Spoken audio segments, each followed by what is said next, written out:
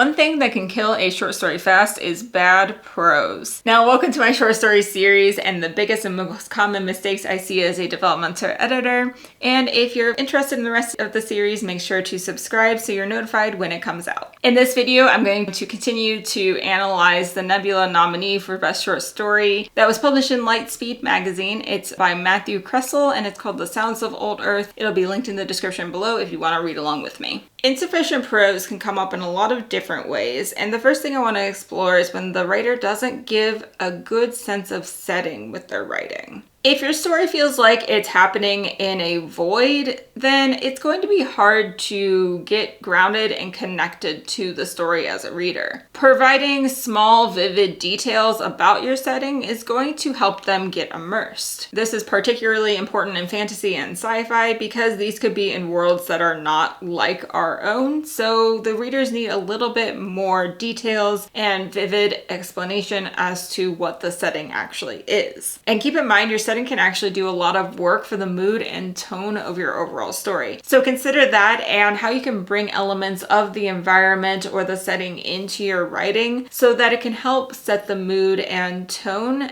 for the rest of the story. Overall, a well-described setting just helps the story come to life. So let's get into some specific details from The Sounds of Old Earth. The first is a forest description, and it is the kids smile when they smell the fertile earth, the decaying leaves. This setting offers a lot in sensory richness, which really brings the thought of this area and this forest full of life as more of a sanctuary, which is really what Abner views his home as. It helps set the mood for this specific scene where the teenagers are partying and having a good time and it's full of life, and Abner's feeling that joy coming from the youth that are there exploring his frogs and spending a great time on Old Earth, which is where he's feeling that connection and the resistance to change because he wants to be here in the sanctuary that he loves. Another example is a sentence from when Abner is visiting New Earth. Giant sequoias planted a few years ago had already grown hundreds of feet tall. Carrion flowers had been engineered to smell like cotton candy,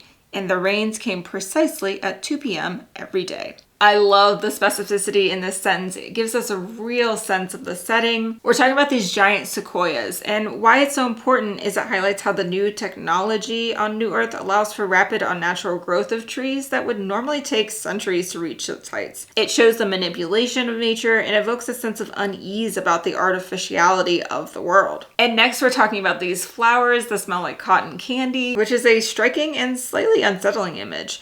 These flowers typically have an odor, but here they are genetically engineered to smell sweet. This is a juxtaposition between a natural plant associated with decay and a whimsical artificial scent, emphasizing how New Earth manipulates nature for human comfort and aesthetics, even if it's a little unnatural or bizarre. And the last section of the sentence is the rain came precisely at 2 p.m. every day. This detail about the precision of the rain schedule reinforces the controlled artificial nature of New Earth. Everything is managed, and it's a far cry from the unpredictable and wild nature of Old Earth. So all of this adds to the unease that Abner is feeling about this change. He likes being in the sanctuary of his home. He likes Old Earth. He's not prepared to enter this artificial world that is so precise and genetically engineered to be, predictable, not flavorful like Old Earth is. So the next element to consider when you're thinking about prose is to use words that fit your tone and atmosphere. This is just analyzing your prose and making sure your word choices are very specific based on the mood that you want to evoke. So if you're doing something more dark and grungy, you're going to want to avoid upbeat sounding verbs and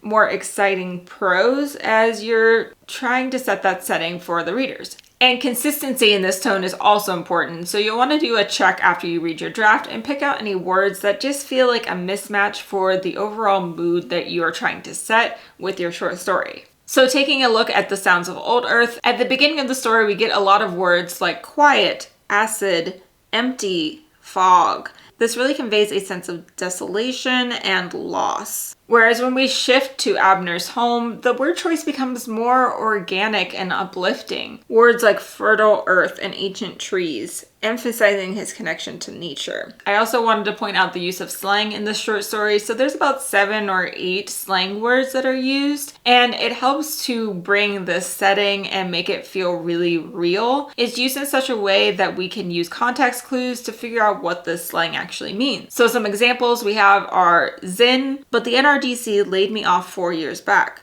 Why? This place is zen. Another example of slang is cheetah. She seems to take me in for the first time. And how old is this place, Abner? These trees look cheetah ancient. I love the use of slang in this way, and it really gives a sense of this is not quite our Earth. It is far into the future when Earth is decaying, and this is what kind of the recent times are like with the language, and it brings a little bit of flavor to the teenagers as well. The next thing to look out for your prose is to not overuse sensory verbs or filter words. These are phrases like he felt, she saw, or they heard. When you use these terms, you're putting a distance between the reader and the character. Instead of saying something like, she felt the cold, try instead, the cold air bit at her skin. This pulls the reader right into the sensation itself instead of having that filter of telling the reader that the protagonist is feeling a certain thing. They know the protagonist is feeling it because we're in their perspective, either in first person or third person limited. But if you're in third person omniscient, you're just going to explain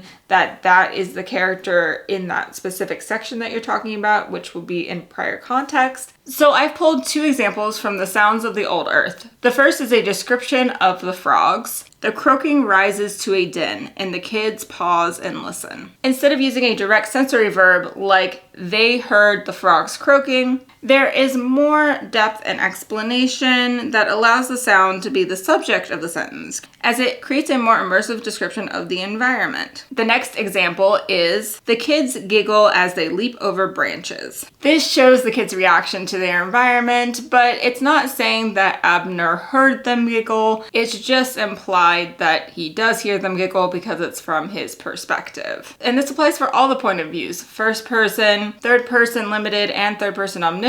In third person omniscient, you're establishing already whose point of view you're trying to highlight at that given point in time. So by that time that you've made the established viewpoint, then you already are going to have a good idea of who is experiencing this sense without directly saying they saw or they felt or whatever that verb is. It's also less common to have short stories in third person omniscient, although it can be done, but the greater connection that you can make, and generally I see if the distance between the reader and the character is smaller, those short stories tend to be more successful, and particularly with literary trends right now, they tend to be picked up more by magazines if you have that close character connection. The last thing to look out for in your prose is static dialogue. We want to be very specific about how we're using dialogue in short stories, as it's not going to be put in a lot just because we have limited space. So likely you're not going to have a ton of dialogue in a short story, so you have to be very careful about how you're making that dialogue come to life. So where this falls flat is generally if you have 2 characters talking back and forth, but you don't have a lot of actions going in between them. So there's no sense of grounding for the reader of where they are in the setting or what they're actually doing besides just talking to another person. You'll want to include some small actions that enhance the mood or bring depth to the scene. Here's the excerpt I pull from The Sounds of the Old Earth. They're making everyone leave. She throws a rock into the pond, and a dozen frogs squeak away in fright.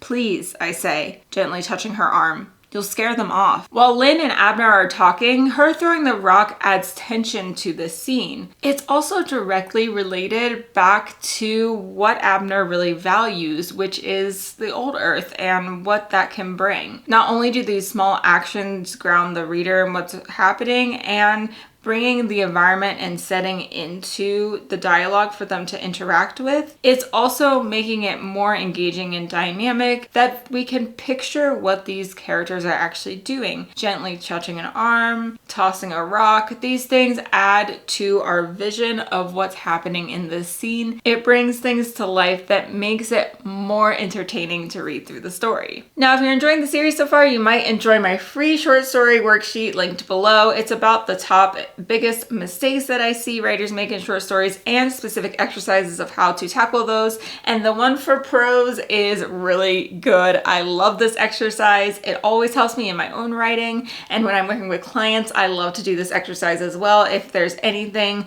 that feels a little bit off with the prose. So download that and check it out. You might want to check out my video on crutch words, which will help you out with your short story prose as well. Thank you so much for watching and happy writing.